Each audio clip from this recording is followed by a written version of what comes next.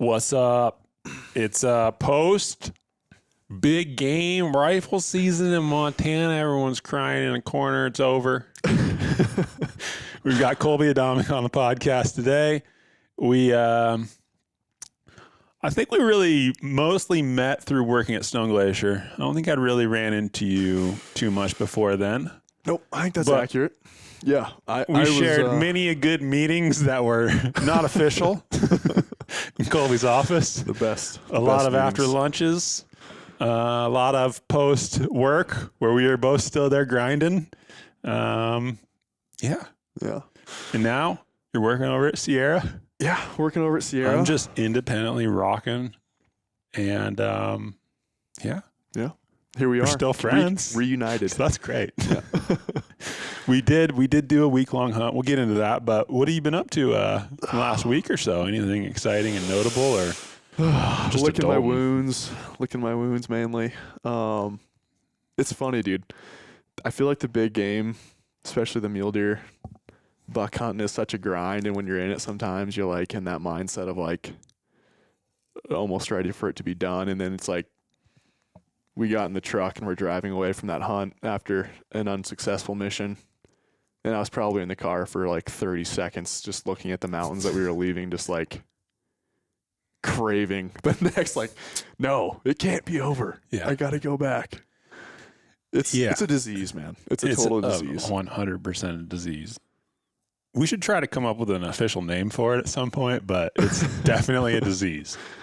Yeah, you just like leave and you're like, I didn't put the pieces of the puzzle together. Like, I still got work to do back there. Like, yeah. I know I'm leaving, but I'm ready to be back. I feel like it's like a culmination of the whole season, because even before that hunt, I'm coming off of a week prior of grinding separately on a different landscape on a mule deer hunt.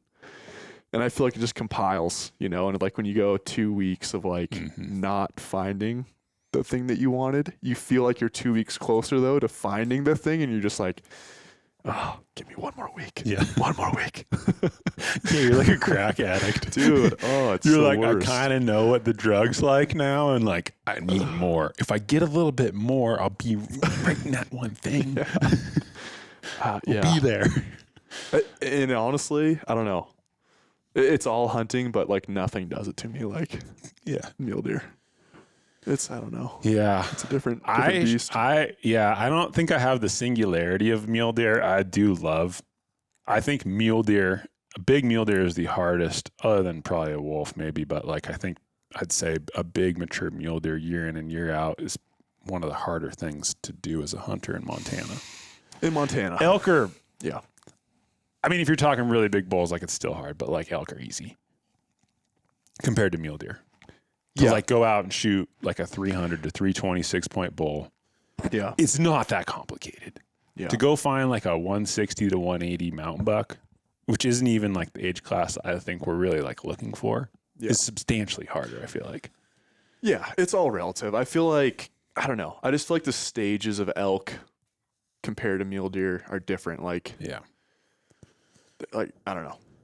I think it depends the landscape where you're at. Like, there's plenty of spots that finding a 310 bull is an accomplishment. Yeah. Right? But there's other spots that if you're in the right zone that finding a 340 bull is the equivalent. But for guys who are serious about it, I think it's easy to find the areas that hold the bull quality. Yeah. I think it's difficult to find the areas that hold the mule deer quality. Like, it's not as easy of a formula to be like, this area should have what I'm looking for. I just got to dig it up. Yeah. I think elk's a lot easier to be like, I know this area's got what I'm looking for. I just need to find it now. Yeah. Like, I think like specifically to Montana, I think the difference is like you have the elk rut, which we get to hunt, right? You mean Indiana? We're hunting Indiana. We're hunting Indiana.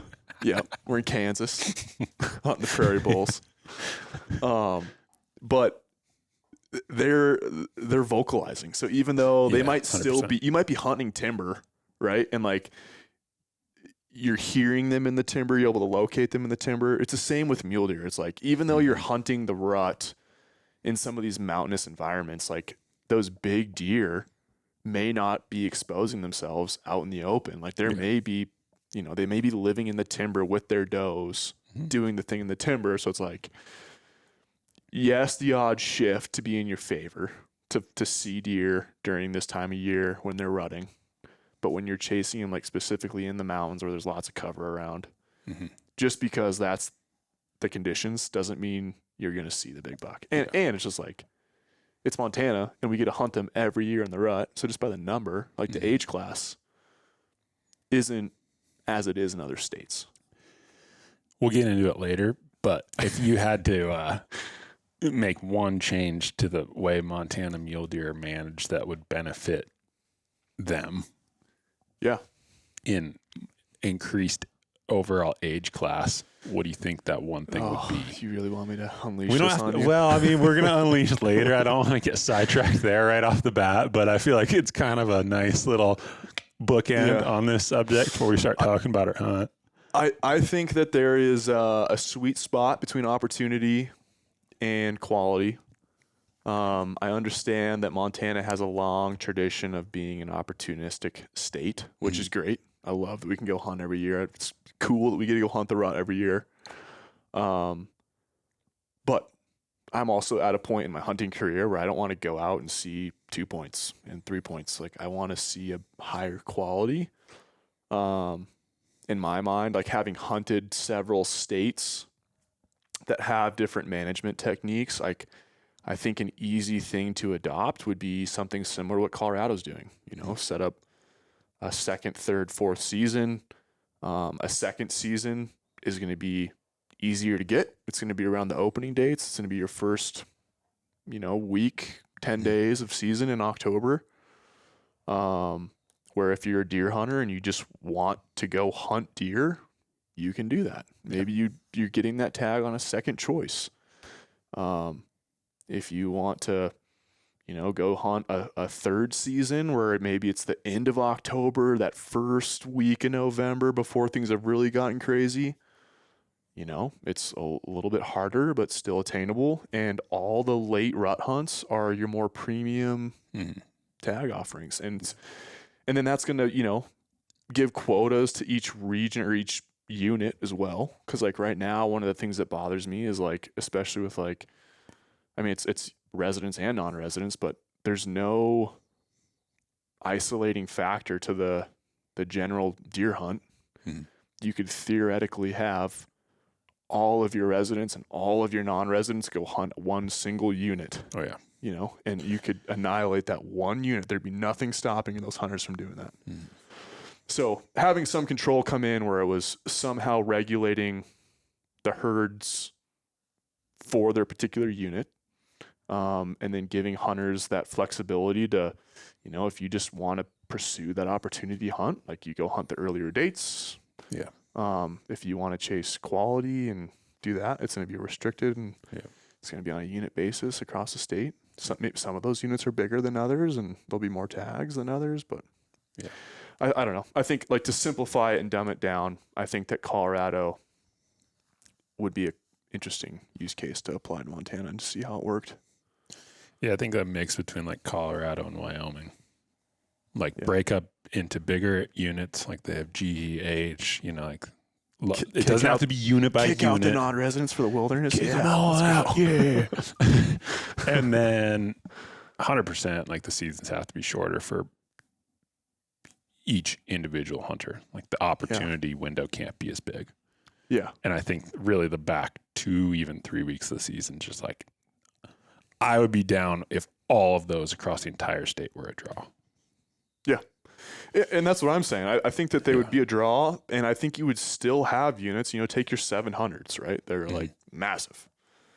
If you want to go hunt eastern Montana and hunt that rut hunt, maybe there's 800 tags there compared to another unit. So it's like, okay, maybe you're doing that on a 3-year rotation or something like that. Whereas these other units, if you really want to like drive quality, maybe it's some of them are 7, 10, 15 year, like you have the 270s in Montana and whatever. And like, I don't want to see a ton of those, but like, again, if I could go hunt 270 on a second season date, like the first week of October, maybe it takes me 5-7 points to go do that. Yeah. Dude, that'd be sweet. Yeah, it's the one size fits all mentality. I don't feel like works very well. Yeah. And I still am blown away that Montana does not have mandatory hunter reporting like other states do. Like you shouldn't be able to go buy your next year's tag without answering some simple questions. Yeah. It doesn't have to be exactly where you hunted, but what general regions were you in and how many days? Did you kill anything? Like basic metrics of hunter like densities and days in the field so that you can kind of get a heat map of like where dudes are hunting. Yep. And then where like the highest pressure is, probably focus the most management time on those areas to make sure that they're aligned with how many people are there. You don't like getting the phone call at like 7 p.m. when you're sitting down for dinner? But the problem with that is that those people are often, I think, volunteers. Oh, yeah, for sure. And I don't want to give them my information. I'm happy to give FWP, the organization who issues me the tags, the information. But I don't want to give Bob down the street or, Susan or whoever any of my information. Yeah. And I'm not obligated to pick those up. Have I in the past? Yes, but I ignore them a lot of the time. Yeah. Yeah, there's certainly a better way to do it. Like you said, I would love to see it just, if you want to go buy next year's license, it's a prerequisite, right, to go do that.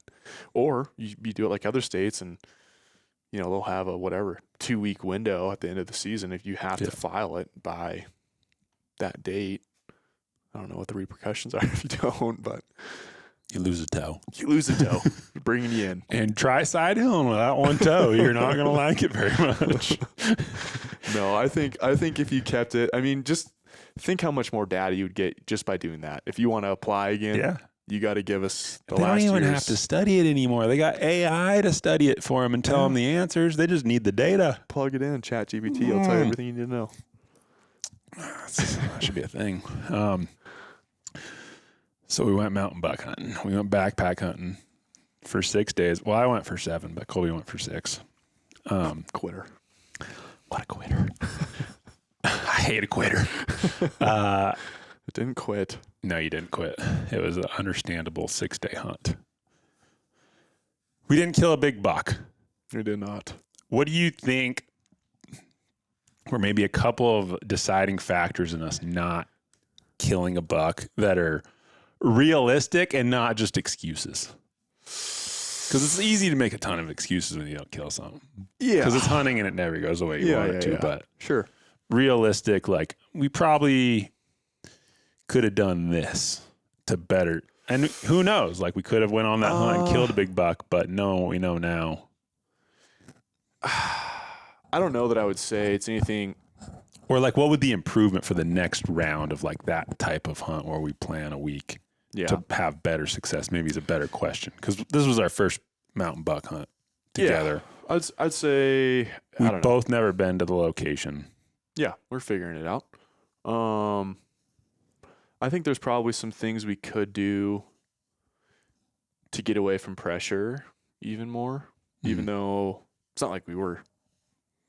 I don't think we undersold our effort to get away from people, but just in proximity to where we were, kind of learning different trail accesses and, maybe unmarked trail accesses that we were working around. I think I know more now about where to expect pressure and where not to expect pressure if we were to go to that same area again. Yeah. That may dictate kind of where you spend your time focusing. But I don't know, man. I don't know that I have a ton of things I would do differently. I think we were pretty strategic about how we worked through the area. I think when you're looking at big, wide open spaces, it's pretty easy to like blow past all the initial country and go just get deep, which this time of year, the rut being what it is, like deer can just be in random spots, right? And it's like the big buck can just be wherever the hot doe is.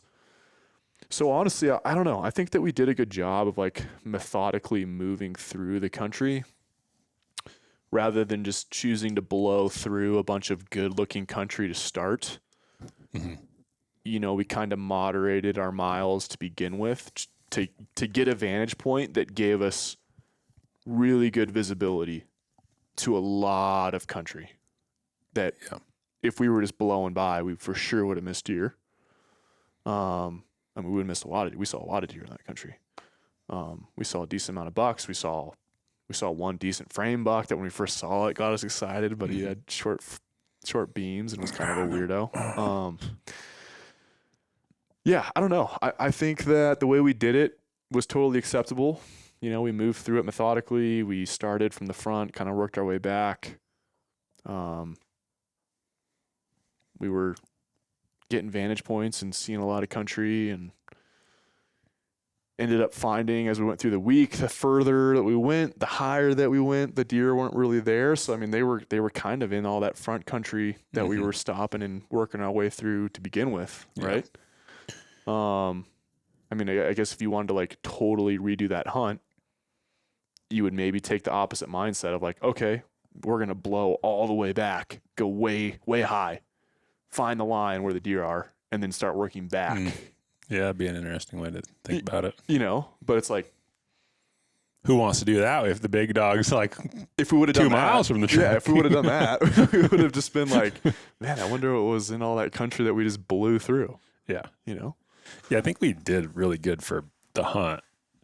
I just am always like, well, we didn't find a big one. Like, what did we do wrong? You know, like, yeah. I think that I just feel like I haven't, and it's tough when you hunt with someone else because like you can't have the same expectation of like, hey, like I know if I want to kill a buck, I should be scouting more just based on my personal experiences of like, yeah, I think the big bucks are the easiest to find in the summer or when you do other things to try to locate them versus like, you know, I've kind of just been showing up in rifle season and hoping that I find a big dog. And I think what we were talking about with like the elk rut, I feel like the deer rut, deer like opposite. I think they're the easiest to find in like the early season. Yeah. And then who the hell knows where they go when the rut starts? Like how far is I feel like a buck could move way further than a bull. Yeah. And they don't bugle at all. And it's like even the big bulls during the rut, if you're hunting them out, and like I feel like they're pretty like they hug the edges, like they stay in the timber if they feel pressure, like they know the game. And I think big deer are very similar. Like yeah, especially I mean, in the mountains, the nature of the rut too is like you're not just balancing the rut, you're balancing migration and like, all right, where are the deer? You know, pulling out of their backcountry hidey holes and like all the micro snowstorms we've had throughout the season, like where are they now? And you know, and then it's finding the doe groups, but it's like, where's the doe group that has the big buck? we saw a lot of does without bucks, which is I think that is how it is, but it's always frustrating during the rut being like, why isn't there a little one at least with them? Yeah, it's definitely the time of year that you're like anticipating like, oh, there's deer. Like what buck is with them, right? And when you don't see that, you're like, am I missing them? Or what's going on? Why isn't there a deer? Or why isn't there a buck with these does? I think that the weather was a challenge on the hunt. We're alive, so that's good. We're alive. I mean, the weather was great as far as an enjoyability of the hunt. I wasn't suffering. The wind wasn't great. The wind was up there. The wind did some damage to our tents, and our egos. I did have some expletives towards the wind while trying to glass as my binos are. Yeah, that is where like I've looked through the SIGs and I don't love the optical quality, but the stability they would give you in high winds trumps, I think, any optical quality that you get from like a nicer optic when the wind's blowing that hard. Yeah. Just need to have we've talked about this. I need a stabilized optic that has the ballistic capabilities. Swaro's new stabilized spotting scope. No, I'm talking binos. I need stabilized. I know, but it's a little mini, dude. It'd be like your mini, but better. Yeah, you can hand hold it. I like that. Yeah, could be cool. I don't know. I need to look through one. We need binos that have like an 8 to 18 zoom. Yeah. It's like an old camcorder, you know, with just a little toggle switch on top. Why isn't that a thing? Why is there not binos with adjustable zoom? It will be. You just have your little eye cups. You just like. Beep. I mean, think about what we do with cameras and phones and all those other things. Like, That feels like an easy one, though. I feel like that could have existed 20 years ago. I feel like what will occur in optics over the next 10 years would be like definitely to date like the largest progression of technology implementation. Yeah, no, I agree. There is a part of my old soul that wishes there'd be a regulation that like optics could only be glass and zero electronics. It's like glass, plastic, metal. Yeah. That's it. Old school. We're hunting Old with muzzle school. loaders. Not even old school. Like you could still have like a rifle scope. Like there's no like even the illuminated reticle, as far as I'm concerned, that could be pulled out. I do like it for cow hunting with my thermal at night, but yeah, that's about it. But yeah, you're not gonna stop it. Let's talk about the wind and the tents. The wind on the tents. This is funny. Can we mention Ben? Ben's we a can mention trooper, Ben. by the way. Ben murdered hard. Ben did great. Ben, bless his heart, came into this hunt, I think, with some challenging gear. Ben doesn't like to take anything from anyone, which I applaud, but I think is a slight flaw. We could have when people are offering it. Easier. I told him that if he needed anything to let me know. She's like, no, I got it. Like, I'd rather a guy be that way than the other. I loved way. it. I loved it. His trump ended up kind of trumping, or his tent ended up trumping ours, even though we thought that it was underpowered.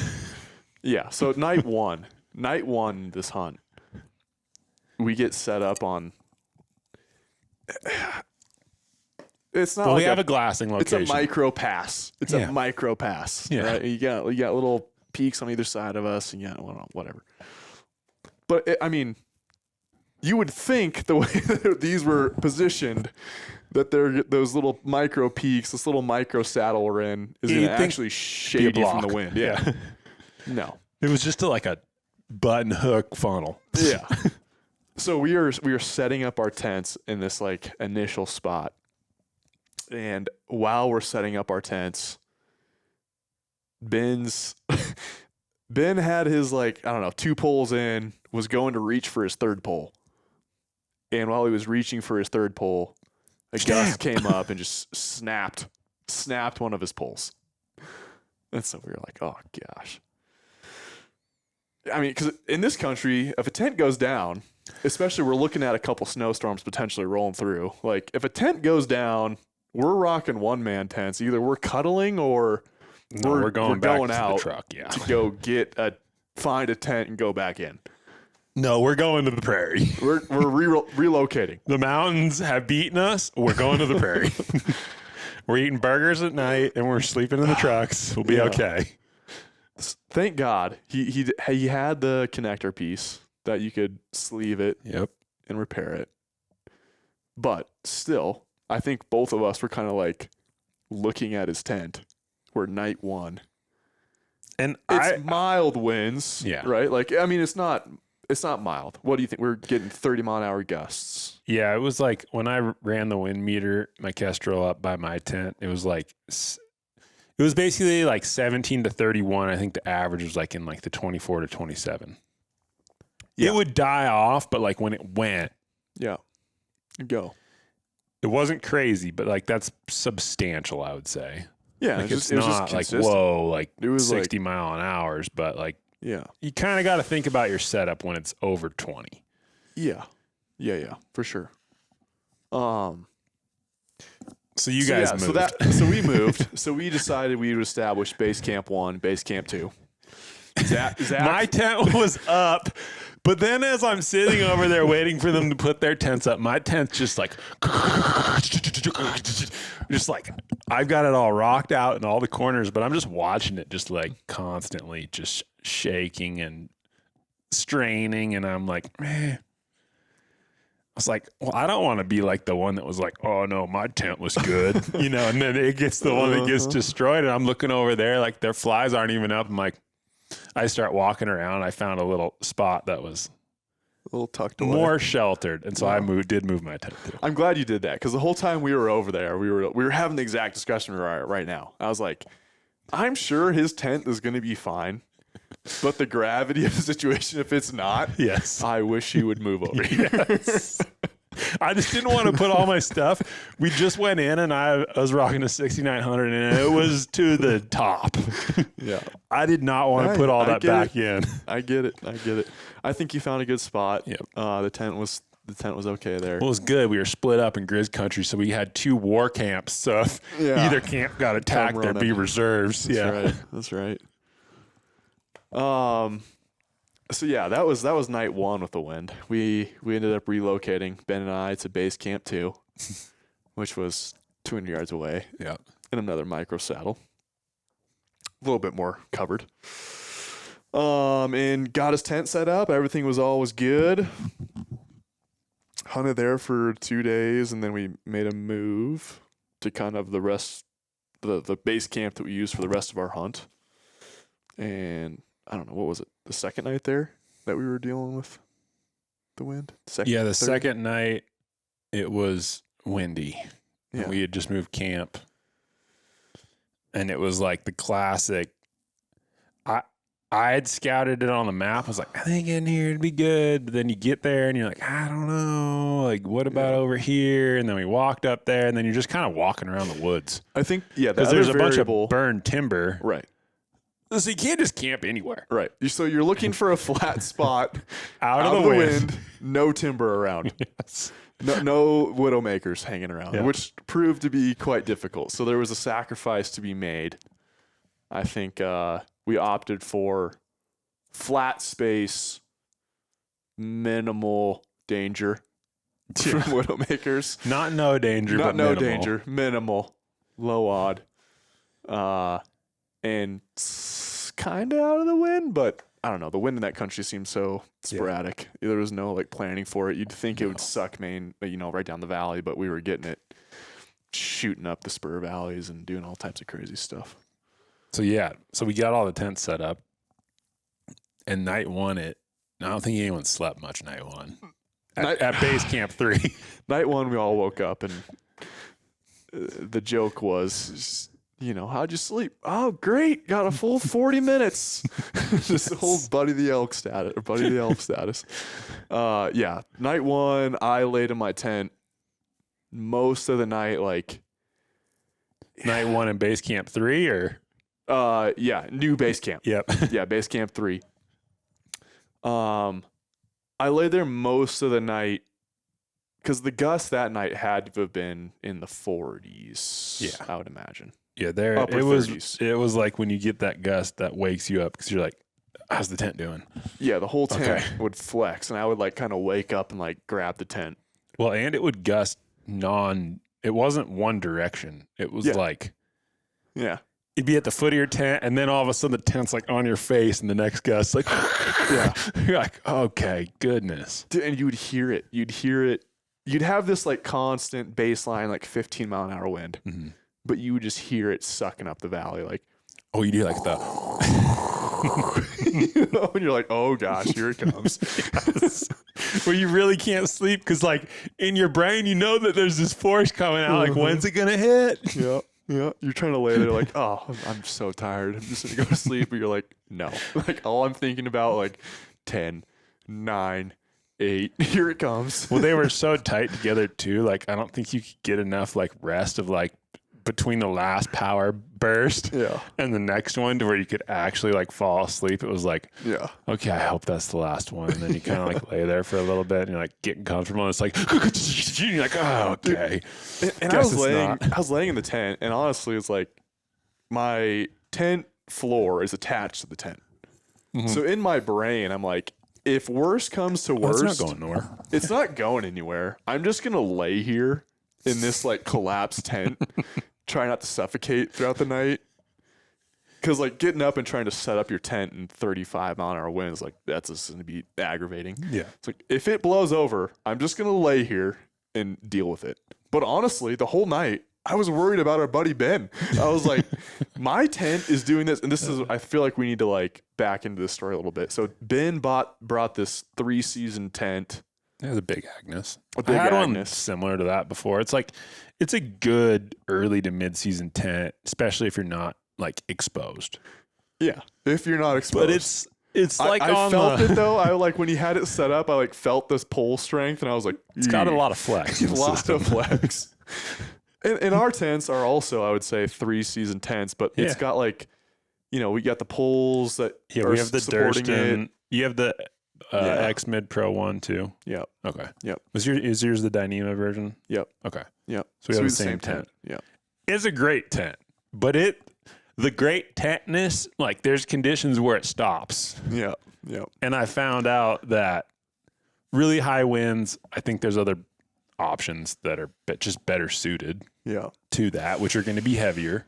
Yeah. I mean, that tent does a lot of things great. Yes. I would say if you're going to be in 30 plus mile an hour winds, like I'd probably consider something else. If I was going to redo that hunt, I probably would have brought a different tent if I would have known. Yeah.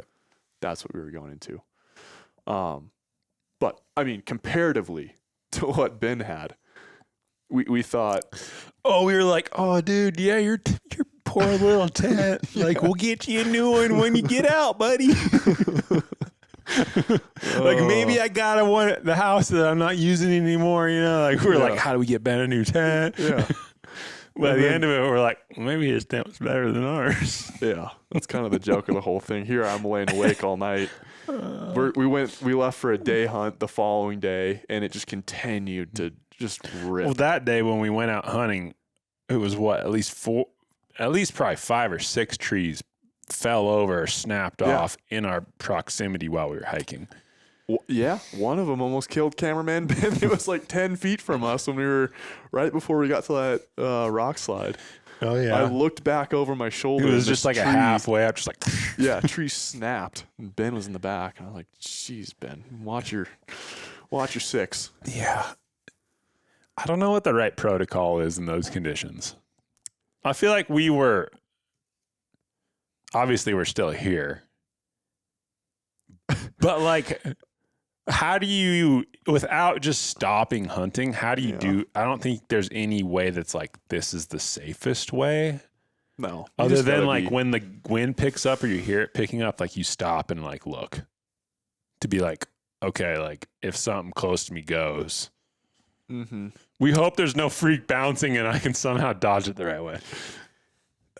When after we had kind of came down across the river and we were going up towards that rock slide, and that's like when I feel like they were really falling around us. I was hiking, like looking up at the trees. Yeah. I was like, there's no rhyme or reason, like any of these trees could fall. If any of them behind me fall, like they're just going to crush me. I don't know. Yeah, I don't know. It's challenge. I mean, yeah, if you wanted to like put safety at the forefront, then yeah, I think that would be the call. Is like, we're just not going to go pound through this burnt timber stand. When I was up in that general area the week before our hunt with my brother and Jordan, it was ripping wind too. And I was like, oh yeah, I kind of like it once in a while. I feel the power of the mountain, like all like theoretical and slightly hipsterish. Because it is like the wind, the mountain does have some exceptional power when it wants to be fierce. Oh yeah. Like, dude, there's some stuff going on out there. But then once you are in it for enough days like we were, you're like, okay, like I get it. You're powerful. The wind's strong, but this is annoying. Yeah. Will you go away, please? Yeah. Yeah. I mean, it's at that point, I mean, whatever, just being stubborn. I wasn't concerned about our safety. It just got annoying where we were trying to hunt. What we were trying to look at was really based on getting bigger looks. Yeah. And trying to sit in your spotter or your binos, like we did our best to get out of that wind. And just because of how shifty it was, we were not able to find a rock or anything that like sufficiently barricaded us from the wind. And it's like, you're trying to look a mile away and a spotter that's just shaking. It's like, it's so annoying. Well, on top of it, that day we saw the most hunters, I think, of any day. Yeah. We saw guys up above us in the morning before the headlamps went off, and then we were about to embark on a whole day mission and saw 3 hunters kind of in the midst of where we were going to go, and then went up the trail and heard gunshots and came across a guy who'd killed a small 4-point, and then going up the canyon further, more people coming up behind us on horses. So that was a tough day. Yeah. To It was a feel like frustrating things were going to go your way, you know, like it just kind of seemed like everything was against you. But the wind was strong. Yeah. And we got back to camp, and not all the tents were still fully erected. Yeah. Yeah. I mean, again, we were giving Ben all the crap in the world about his tent. We come back, and his is the only tent that is standing. Zach's is partially torn down. Mine is leveled. It's just flat on the ground. It'd been flapping for God knows how long, but it sustained some damage in however long it was flapping. Nothing structural. Had some rips around. Minor structural, yeah.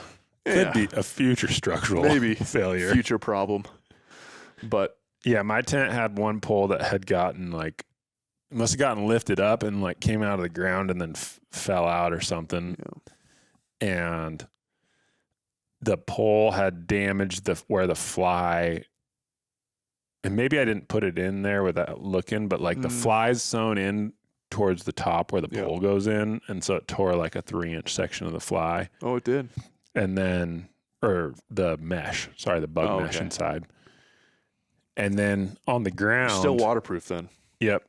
On the ground along one edge for sure. I need to look at all of them, but there was those small bushes that it was touching where it had just been rubbing all day in the wind, and it rubbed. Yeah. It basically freighted enough to where it tore a small spot, but it's not an important part of the tent. So yeah, there was some damage done.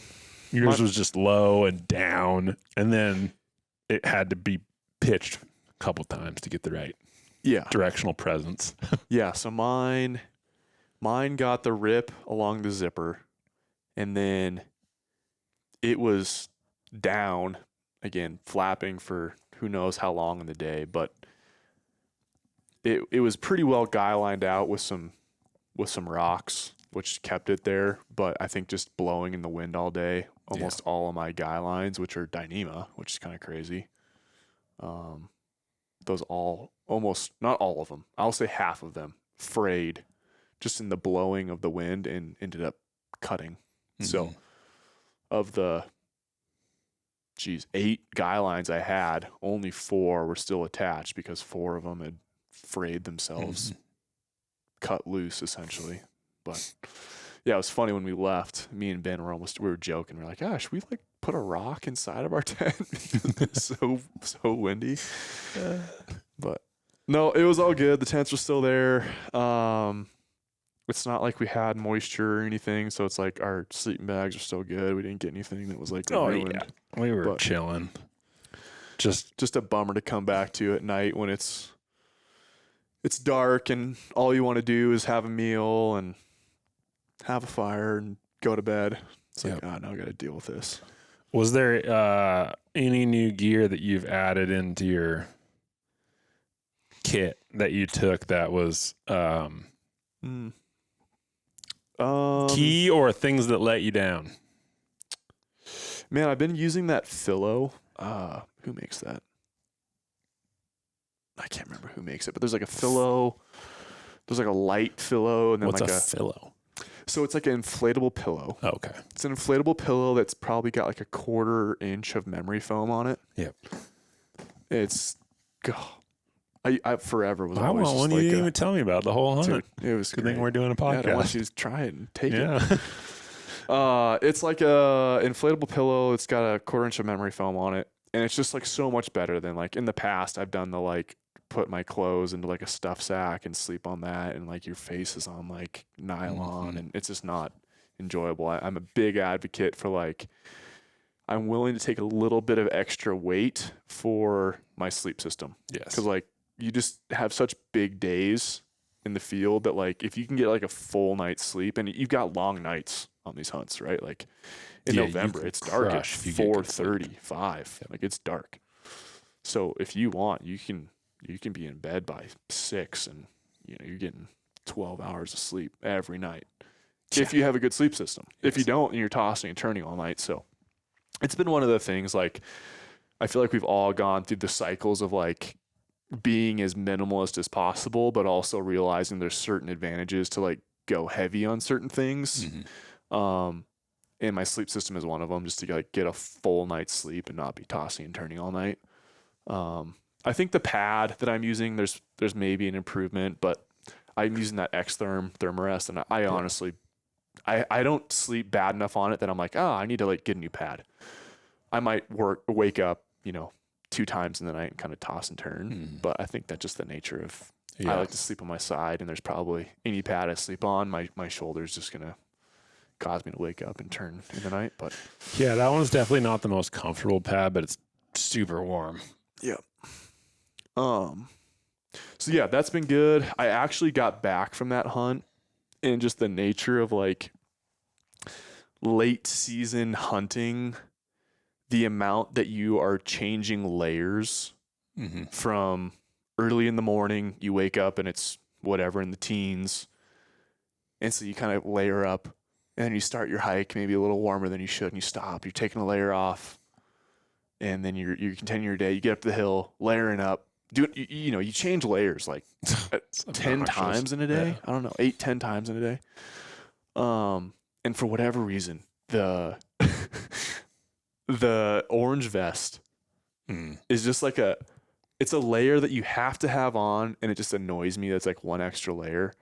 So this maybe it's a little bougie of me, but like next year I'm looking at specifically building a late season rifle kit where all my tops are going to be blaze orange. Yeah.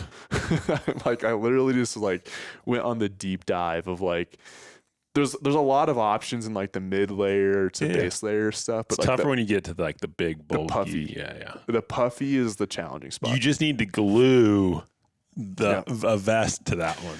I ordered 3 puffies when we came home. I was like, I'm going to order 3. There's not a lot out there. And I was like, I'm just going to order kind of like the gamut of what's available. And they're in orange. I'm going to send them back, whatever I don't They're in use. orange? Yeah. One of Have them's you like got them all? orange. No, I haven't got any of them yet. Oh. I got them all on Black Friday. Oh, okay, nice. Cyber Monday deals. Yeah, But the hunter's orange is definitely a bummer. it's like, you're still going to have to do the layering of like getting ready for a hike or getting up to your spot. But like for whatever reason, the orange vest just always annoys me because it's like this. I don't know. I hate it. It provides no value. It provides no value. It's just this extra layer. You do it for some purpose that's unknown to me. Yeah. It's a pointless piece to the entire kit, in my personal opinion. That's where it's like Montana, just adopt the Wyoming rules. Like if I just wear an orange hat, that'd be great. But even then, like, dude, I'm gonna put a beanie over my hat, and then I'm not gonna be legal, and it's stupid. Idaho's the best. You don't need orange. Yeah. No one's dying out there. Yeah. We don't have to look like the pumpkin patch rolling around. I would rather not see people. Yeah. And hunt. I don't want people to see me. I want to be out in the wilderness. I feel like I'm just out there, just me. Yeah. Instead of like, oh, there's 3 dudes over there that saw their orange. It's a funny like thing. Big Brother was like, wear orange, we can see you wherever you are. Yeah. I feel like it's like so different for out west. Like I can see out east, where these guys do deer drives and stuff, and it's like you're just like walking through the timber, like jumping deer I up. don't and guys see are a reason deer. for orange anywhere, because it's like you shouldn't shoot at anything unless you know your target, and you don't know it if you can't identify it. So like, it's almost like there should be no anything you have to wear to not shoot another human being, in my opinion. Yeah, if you look at me in your scope and you legitimately think I'm a deer and you shoot me, oof. I must have been looking spry on my feet or something. I don't know. Oh, there goes a prime doe, dude, moving fast. Colby just bouncing through the woods. Oh man, I was just hiking like I usually do. Dang, man. So was there any equipment that you were not excited about that you brought? Oh, you want me to get to my stove? That's well, you don't have to like. It was funny. No, it was.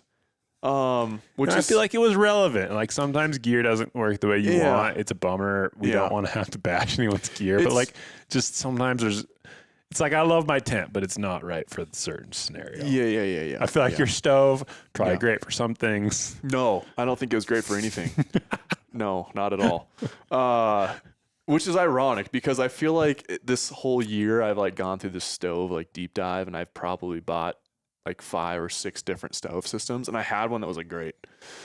And just was like doing the like last minute like go through, Sportsman's, whatever, REI, get like the groceries I need for this trip, get bars and all that stuff. And I like walk by the stoves, and Jetboil had this cup. It was a cup that I wanted. Yeah. And I was like, oh, that's what I've been looking for. Like this cup, it's like a titanium cup. It's got the coils on the bottom. It's big enough to fit, that medium size fuel can in it. It's got the handles on the side. I was like, okay, the cup has got me intrigued. But I was like, whatever, X amount of dollars more, I get the burner. And the burner looked like it's the Pocket Rocket Deluxe. Yeah. It's like the little bit bigger one. Yeah. It was like even bigger than that. And I was like, oh, that thing looks like it rips with like Jetboil. It's going to be freaking jet rage and just it should be ripping. And I was like, I don't know, like maybe we're boiling snow on this trip. Like I wasn't really planning for that, but I didn't really know what the water situation was either. So I took this new stove system that I had not vetted at all, beyond that it was just a big burner, bigger than my Pocket Rocket, and I was like, this thing's got to rip. It did not rip. It was frustrating to say the least. Every time we had to boil water, especially in the wind, the cup, the coils should provide a little bit of wind protection, but just the power from the burner. Yeah. That was frustrating. There's also, I think, a lot to learn. Like the more you spend time on the mountain in the late season, just like I pull my stove out sometimes 4 times a day. Yeah.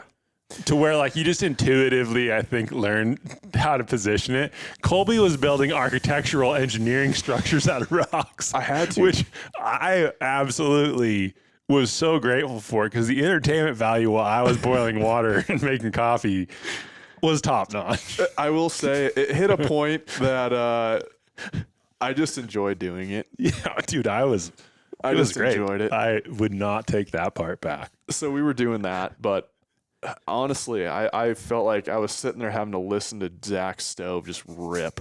And I was like, mine at full force is like 25% of yours. I was like, it just sucks. Mine was just yeah. Yeah, the stove was frustrating. I feel like along with the sleep system, the stove, specifically the burner, is something that you shouldn't sacrifice weight for on a late season hunt. Is there a way to be lighter on that? I mean, I feel like you just kind of. I've never compared weights on like the burner element of the stoves. The problem is that like some of the best burners are specific to the pots that they come with. Oh, yeah. Like what's the MSR one that's got the reactor? Yeah, that one's hands down. Yeah. If you're melting snow, like there's no other way to go. So really you need, if somebody would just build a cup that was compatible with the reactor, that was more lightweight, more like the features that you want. Like that's for a late season, that would be a sick one. Yeah. The stoves are definitely an area for improvement. All that, though, to say that you'd already killed a big buck this year. Yeah, you were just bonus hunting. Thankfully. Yeah. How does that feel to have killed a total monster and then, struggle later in the year? I felt like it happened earlier enough in the year that I felt like it was last season. Yeah, so I was just equally frustrated. The whole part of the end of the season that we were hunting. No, yeah, like I said, before we went and hunted, which we hunted for 6 days. Before that, I hunted for another 6 days. So I had 12 days of just consecutive like frustration. And I shouldn't say frustration because I feel like I know what I'm getting myself into. I'm looking for something very particular. Like it's just like when you look at it, it's like a no-brainer. Like, yep, that's like let's kill them. It's not like you're picking them apart. And I saw several bucks in that time before I met up with you. I saw a couple bucks where I felt like I was like, I got on to a couple bucks with my gun. Like I was going to kill him. And I was just like in the scope, like talking myself into it, like justifying it. Yeah. Right. You're like, you shouldn't have to do that. And that's the realization. Like in the past, I think I just would have done it. And then you walk up and it's just like, like it's cool. But just like, yeah. Then you see a big buck and you're like, that's what I wanted. That's what I wanted. And when you pull the trigger on a buck that you're not as happy with, or I shouldn't say not as happy with, but like it wasn't what you thought it was going to be. Yeah. Exactly. You're cutting those days out to have the opportunity to see that. Right. And I think that's where it's like, it eats at me to go. We've talked about this. I think a part of like what makes a buck is like the place or like the effort that's gone into it. And like, certainly there was a couple bucks that we saw that I was like, like this could be cool. Like, like I've hunted for 12 days at the end of this whole thing. And like, I got to look at a lot of deer and there's been a handful that have got me excited. And like, I could almost talk myself into shooting one of those deer for like, you earned this, you know, you deserve this. You've looked at so many bucks. Maybe this is the biggest that they'll be for years to come. And I think there's like a high. There's a high that comes from that of like, like it's cool to have that memory. But you know, like we're fortunate, like my freezer right now I don't need the meat. Like maybe if that was a different equation, like if my freezer was low, we'd be dropping then I would be bucks. shooting bucks, you know, and like, all right, sweet. At least I got the freezer full. I had this really cool experience and I got this buck, which was like cool. But it's like, that's not what my situation was. I was looking for like the buck that got me excited, and I just unfortunately never found him. But that's where it's like, is the hunt a loss because of that? Like, I don't think so. Because like, not at all. Dude, I don't know. It's never a loss. It's never a loss. And like, even being out on the prairie, it's such a weird thing, but like, I think to really want to target like big deer, you have to just like enjoy the process, which I really thoroughly do. Like everything about it. Like I do, especially when you're comparing it to hunting to like in the mountains, right? Like hunting it out of the back of your truck. The process, aka muzzleloader hunts next. It's like glamping. Like I get to go live out of the back of my truck. I've got like a sick pad back there. I've got those big heavy canvas sleeping bags. I bring my iPad. I watch movies every night to go to bed. I make nice meals. And I get to get up and go like tromp through new country every day, just like weeding through deer and bucks. It's a blast. It's a total blast. Yeah. So like that's, I don't know, that's become easier to me to like say no, because it's like, oh, I just get another day to like go do that. That's fun. Yeah. But yeah, there was definitely a couple deer that I looked at that like got me excited enough to like look at them in my scope. Yeah. And then I found myself trying to justify them rather than just being like, no brainer, dump them. And I just like come to the conclusion. It's like, that's a no-go when you have those, when you have those thoughts, you just have to like stand up and walk away. It's got to be like, yep, shoot him. Yep. And then, so then we went to do our hunt, and I feel like we found a couple, maybe 2 bucks that kind of gave me the same feel like we saw like we saw bucks that I'd say probably 9 out of 10 or 8 out of 10 other hunting parties they're shooting. Yeah. And to be honest, like being the fact that this is like an area that we have not gone into, it was new. I had pretty low expectations. Like I know the trophy quality exists there. But I wasn't setting myself up for frustration. So like I had pretty low expectations, and just like in general, the quality that we saw was like decent, and the volume that we saw was good. Like the volume that we saw, the number of deer we saw was way better than I was anticipating. Oh yeah. I'm used to, I mean, I knew we'd probably see some more deer, but I'm like cool if I don't see a deer all day in that country sometimes. Yeah. And we saw like 20 plus deer a day probably. Yeah. So like, it was good. Like you were like kind of constantly like, I was just always wondering where the wolves were at. Yeah. I mean, the deer was secondary, but I was really there wolf hunting. I didn't say it, but Zach he admitted to me midway through that he would rather shoot a wolf than a 180-inch deer. I would take a wolf over a 180-inch buck all day, every day right now. We need to go hunt more. If we go to 200, now I'm swinging towards the mule deer. Yeah, that's great. I'm not that way. Zach loves the predators. We saw a bear. I had to talk him out of shooting a bear. But you tried to talk me into shooting it later. Later, I tried to talk him into it. I said, we can't, he's in his den already. We can't be going in there and riling him up and smacking him. That was kind of cool, actually. We could, technically, but I don't know if that's a great, film look here to end the film. Like, wow, the boys really just went off the rails to end that one. Would have been fun, though. There was a redneck part of me that really wanted to go. Oh, dude, harass that thing out of his den. He wasn't very smart. He let us watch where he was denning, so I mean, that's on him. But that was cool, though. I never got to see that before. Like, we literally got to watch that black bear, like, dig his den and tuck himself away, which is kind of cool. Yeah, I spotted this bear above us after I think I'd missed where the trail was supposed to be going. And I was like, oh, big bear. I just saw his butt, and he had a donk. And then we got up the ridge further, and I was like, he's not that big. But I thought he was feeding there at first, and then he was kind of like digging, clawing stuff back in. I think he was trying to build a den, which is it's always interesting. I've seen one younger grizz do that before, but yeah, it's kind of cool. That's super cool. Tucked himself into that rock. I know where to find him in the spring. Got to start in a spot.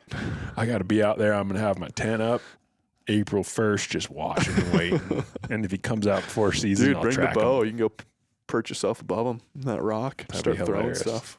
Just have your ground blind there, just wait. When will he emerge?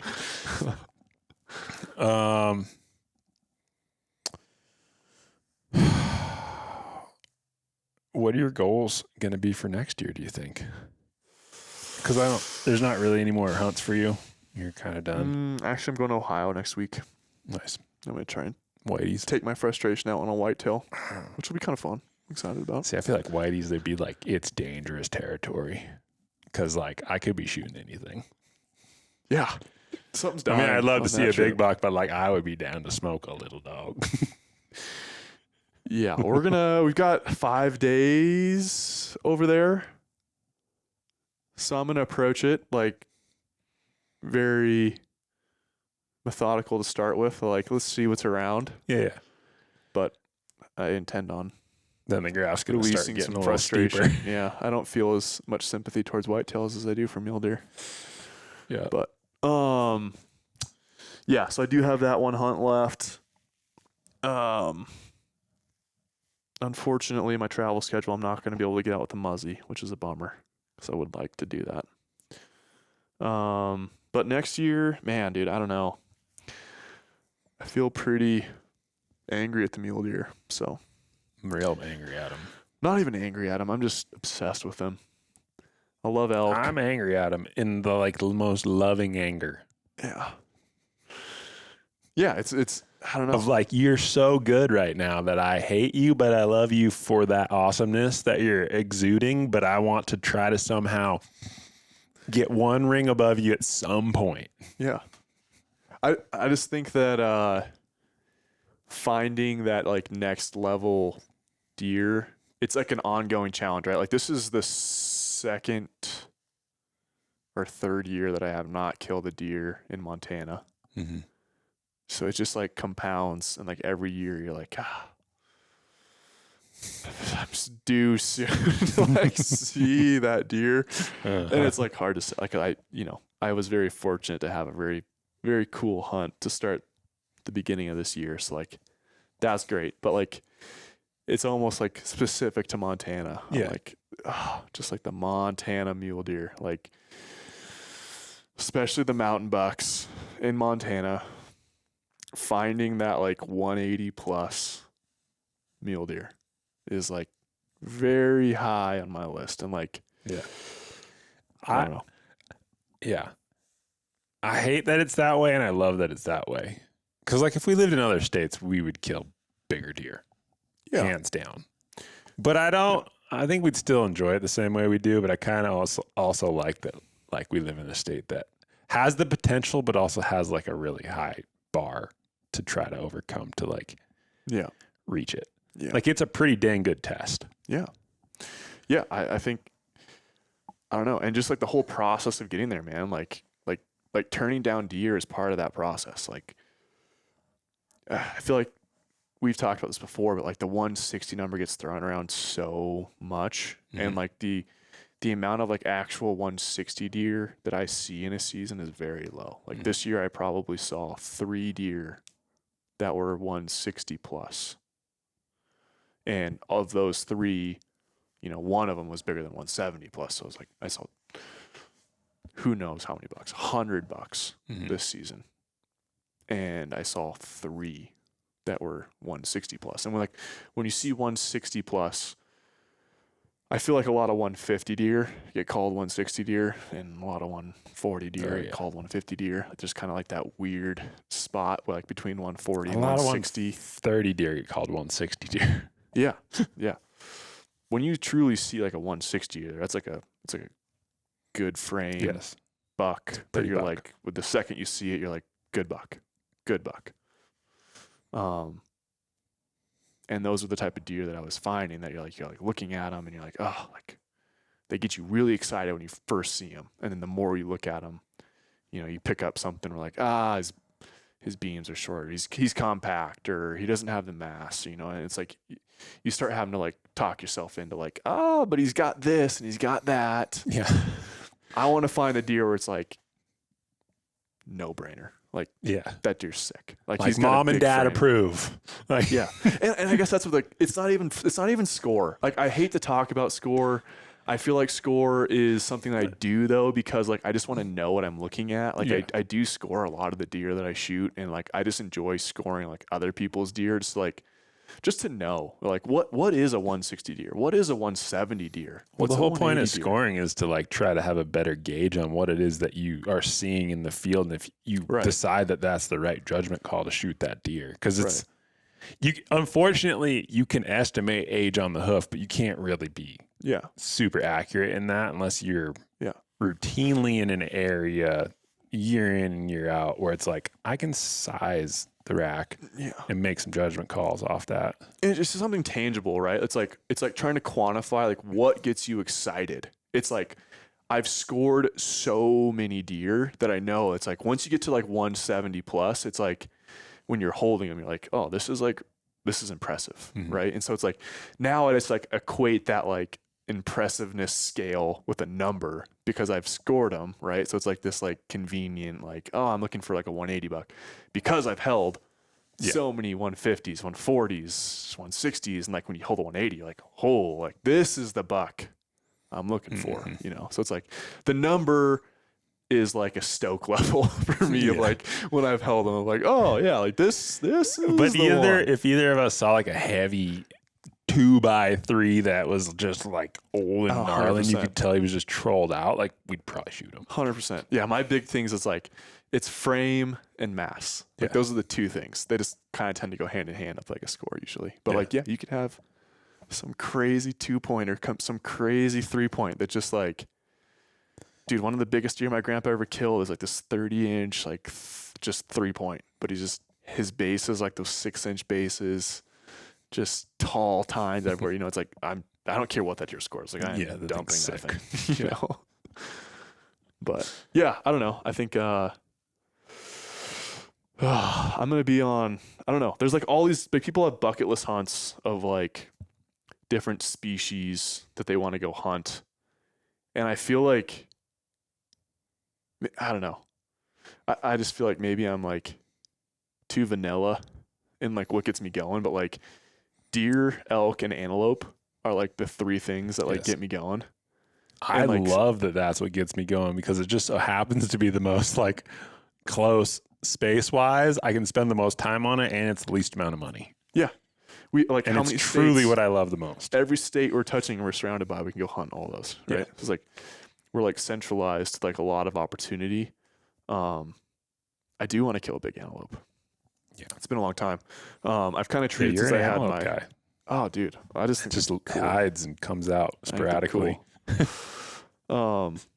Yeah, it's ironic because I really want to kill a big antelope, but ever since my son has like got interested in hunting. He's gonna be 6 this year.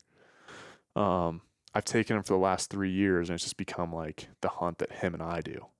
So that's like not a trophy hunt, right? Yeah. It's like we're opportunity hunting. Yeah. Like we're gonna make this super sick for you. Like we're gonna do everything that's just like fun. Yes. You know, like if we need to be done hunting at 9 a.m., then like we're gonna be done hunting at 9 a.m. So this is like awesome. Which isn't conducive to killing a big antelope. So I'm like struggling with like next year. I'm like trying to talk this like big game of like, oh, next year is like going to be like my year. I'm going to go chase like antelope selfishly. But I think that I'll still I'll feel too bad. I'll be like, I can't Like, not take them. Yeah. But I think what I'm going to do to counteract that is I'm going to try to get 2 tags. Yeah. I'm going to be like, try to get a Wyoming tag and be like, Wyoming's for dad. Montana. Like, yeah, we'll go do our thing. But I'm going to go try and kill a big antelope, I think. Yeah. Nice. So yeah, I'll do that and then try to get some mule deer in a couple states. But well, we didn't get to run a bullet through anything, so that's not very conducive. I know. To your work. I know. What is there anything exciting that you're doing on the work front that's worth sharing with the people?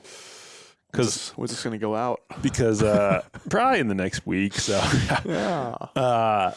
Because I mean, I think I'm the kind of gear guy that appreciates quality gear, but I also don't think that it's really like once you get in the realm of like it's good enough.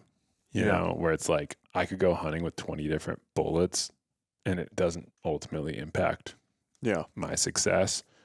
But there's also there's way more bullets that I wouldn't want to hunt with, right? And it's just kind of knowing, but I feel like a lot of people get hung up on what's the perfect choice, but I just wasn't sure if there's anything that's like cool or like any words of wisdom on the bullet front as people kind of wrap their season up and think about building a new gun or a new this or, you know, I feel like sometimes people don't need to build a new gun. They just need to hand load or try something different sometimes. Yeah. Yeah. I feel like, it's reloading versus shooting boxed ammo. I feel like when you get to the point that you just want to like, I feel like a lot of guys used to reload for like this like cost savings, and it's just not what it is anymore, right? Like at the end of the day, you're not saving any money. You're probably spending more, but it's just like it's controlling your controllables. Mm-hmm. So like, I don't have to be in my head about putting a round through my rifle that I'm like, does this one have like a grain difference of powder? Like, is the velocity going to be whatever? Like, you know, if you have a rifle that's capable of shooting 600 yards, right? It's like, those are the things that like, I am a mental case. Like that will like mess with me. So I like to reload to control that. Like I know I can be super scrutinizing to like my load development. Like I will dump powder if it's like a 10th off of what it should be, you know, like, so I know all of my hunting loads, like I will take more time than it needs, but I'll have going into a season, 100 that are like, all right, these are all clones. These are all going to do the same. As best as I know how to be exact from case to case. And I know that I did that. Yeah. I know. Right. So yeah, I don't know. I've really come to enjoy reloading for that perspective. Like you said, I'm a dad too, and just like life is busy, and it's like me being able to go into my garage and like. But dude, imagine when Larkin, you get him dialed on that program. You're like, hey bud, before your homework, I need 100 rounds of 6.5 PRC tonight, and then get your homework done. For sure. And then come talk to me. Yeah, chores will look different in a couple of years. Just talk to Matt, get some scoop on how to get your kids reloading at a high level, and. Dude, for sure. That guy, he's a role model in that sense. Yeah. But no, on the product side, Sierra's got, I don't know, I feel like I should just mention like Sierra is just modernizing as a brand. Mm-hmm. I feel like Sierra is traditionally very established. I feel like they got a little bit comfortable in that position, which I feel like I can say because I'm there and I've been there for a year, and I kind of bring like an outsider's perspective into their product and all that stuff, and should also support that by saying like the management that's in place right now and the leadership all acknowledges that. And so there's a lot of push to like bring progression into what they're doing right now. Unfortunately, that stuff takes time. So there's stuff that we have coming out next year that I'm excited about, because it's like we're modernizing, we're doing heavy for caliber stuff. We're bringing, shooters what they want to be shooting as far as like caliber weights for like modern rifles, and all of our, established bullet categories, our Match Kings, our Tip Match Kings, our Tip Game Kings, like all of our staples. There's going to be some really cool and exciting additions as far as like grain weights for all of the calibers. But some of the stuff that we have in the pipeline too, that I'm like seeing like 2 years down the road, 3 years down the road. It's just so progressive. It's just like taking the R&D time to like get it to what we have envisioned. It just takes time and to do it right, to bring it to the market in like an effective manner. But yeah, I would say Sierra's got some really exciting stuff coming down the pipe. One thing I want to push to with Sierra for this next year is like, if you go shop us around, like I feel like this is one thing we have to try to like combat. If you want to go shop Sierra around to like other competitors, like I feel like a lot of people start like, oh, what's the BC? Like what's that? Sierra will tend to be slightly lower to adequate with everything else that's out there. Where they thrive is BCSD. So like in all of our internal testing, it's like you go look at what all the competitors are doing, what we're doing.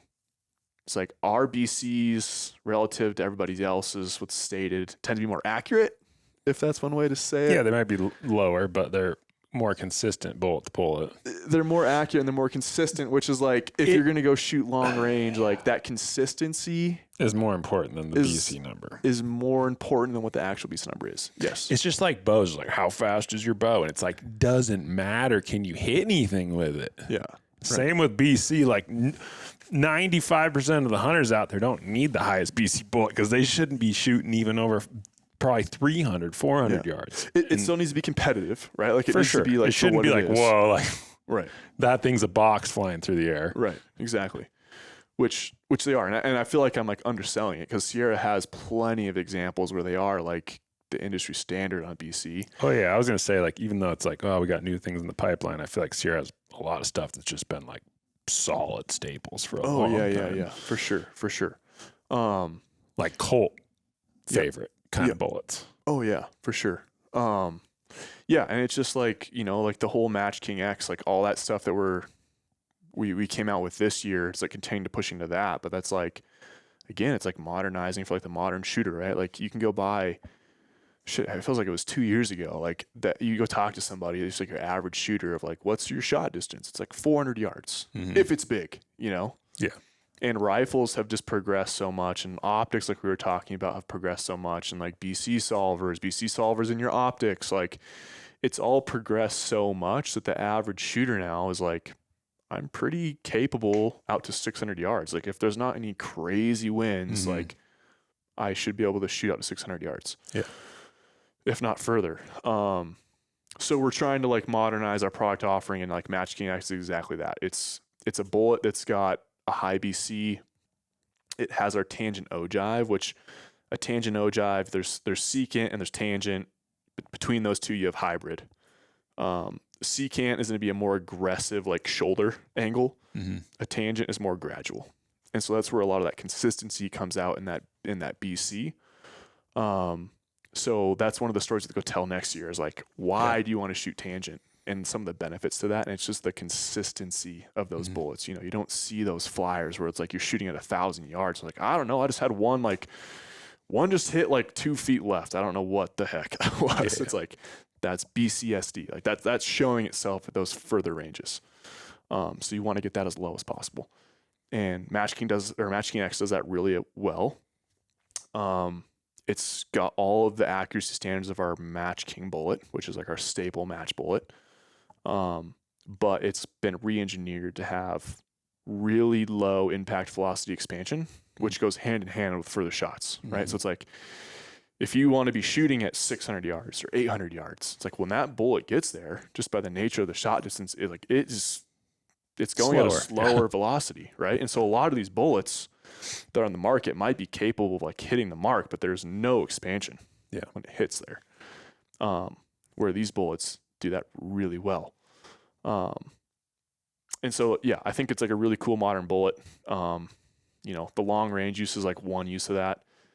Obviously, because it expands well at longer range, it's more of like a fragmenting bullet at a shorter range. Like it's gonna be an immense energy release. It's kind of like a grenade, right? Like if you have a bullet go in, it just releases all of its energy. It just creates a situation where you're not going and blood trailing your animal. It's like, no, it's just dead there. He's right there.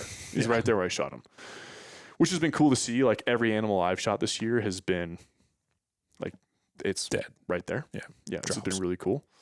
And yeah, you know, as long as you're like putting it in the vitals and like, honestly, it's like kind of like the same mindset of shooting a bigger broadhead. It's like, it's an account for some marginal shooting because the wound channel is so big. Yeah.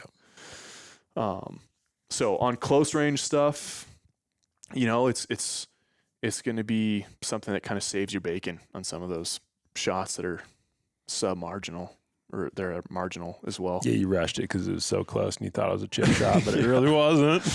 Oh, dude. And then like we've got like the guys out east that are, you know, like they're like white-toe guys. They're like, why did I shoot this? I'm like, I don't know. Like, do you sit on like property lines and like you want to kill that deer when it jumps over the fence before it runs back to the neighbors? It's like, yeah, that's the bullet you should shoot. Like as opposed to something that's gonna like have weight retention. Yeah, and punch a hole through it, but it's gonna run and bleed for a while. Yeah, it's like a weird scale. I've tried to conceptualize like how you explain that, but it's like it's a give take. It's like if you want to have a bullet that has like weight retention and like punches through, your wound channel is going to be smaller, right? Because it's all friction going through the body cavity. So it's like the smaller that wound channel is, the more it's going to penetrate. Which is stupid because you don't really need that for anything. You would want the biggest wound channel you could get realistically from a bullet at most realistic ranges. Yeah. It's wound channel. It's wound channels. I'm not hunting. I don't freaking armor plated rhinos. Yeah. You know, like I don't care about a bullet punching shot through both sides for a blood trail because I don't need it, because this bullet is going to go into the vitals and literally detonate. And it's like going to the shock wave and just the energy through there is just going to lights out. It's crazy. Yeah. Watching gel of MKX is actually insane because like when it goes into the gel, it's like, there's like literally like an explosion that happens inside the gel. It's crazy. Yeah. But yeah. For 2026, Sierra's just, you know, expanding. Nice. A lot of heavy for caliber stuff in our existing product families. Yeah. I'm going to need some of that in the 30 cal region. So yeah. I'm going to build a super lightweight light bullet gun and a super heavy. I was going to say, I feel like you were just talking to me about your lightweight. I know. gun. I'm trying to be all over the spectrum, trying to find that happy place for the right. Yeah. It's like sometimes you need two stoves. Yeah. Yeah. For different conditions. And I think it's fair. If you're fortunate enough to have a few different hunting rifles for different types of hunts and styles of hunts and methodologies, and why not? It's fair. I like the idea of a lot of things. Yeah. If you had to pick one cartridge and bullet for the rest of your life, 6.5 PRC with 142 MKX. Nice. Yeah. That'd be a good one. Yeah. I mean, it's just, I don't know. I feel like the 6.5 PRC is like the happy middle ground between like everything I'm trying to kill. I'm not going to shoot at something unless it's 600 yards or in, but it's like that bullet is capable. Again, you talk about the expansion of our bullets, like MKX, we don't advertise this, but we did gel testing on it and it's still expanding at 1,100 yards on a 6.5 PRC. Yeah. Which is insane. It's like 1,300 feet per second impact velocity, which is super low. So like that bullet combo with that rifle is going to kill anything I want in North America. Yeah. Oh yeah. Anything. I would shoot a moose with it. You know? And it's like pretty mild on the recoil. Oh yeah. You should be able to build a lot. Yeah. Lighter setup. Nice. You put a lot of rounds down range without developing a flinch and just beating yourself up. Yep. But I'm trying to develop a flinch. I wish I I'm was about that to way. go shoot my muzzleloader where it's like, do I need to put padding on my collarbone today? Dude. Or Yeah, make sure you're standing up when you shoot that thing. Give yourself a little. That's another podcast is about the muzzle. You need to clean it. It's a full thing. Put a bore scope in at some point and see if it's like alive in there or what. Yeah. Yeah, muzzleloaders can be fun, but yeah. My beat you season hasn't completed. the buck There'll hunt be more continues. buck hunting. I love it. I think I'm going to go wolf and coyote hunting this next weekend, but be looking buck scouting. I like that. Yep. I like that. And You gonna then go back to the mountains or the prairie? The mountains. Mountain bucks. Let's go. Mountains that have some coyote hunting close enough to them. I love it. I love So, it. yeah. Well, thanks for coming on. Yeah, dude. I say we end it because I got to head to John here. I was gonna say I'm gonna race you full. there. Yeah. But that was a good one, man. Yeah. All right. That's fun. Thanks, Colby. Yeah. Thanks, Zach.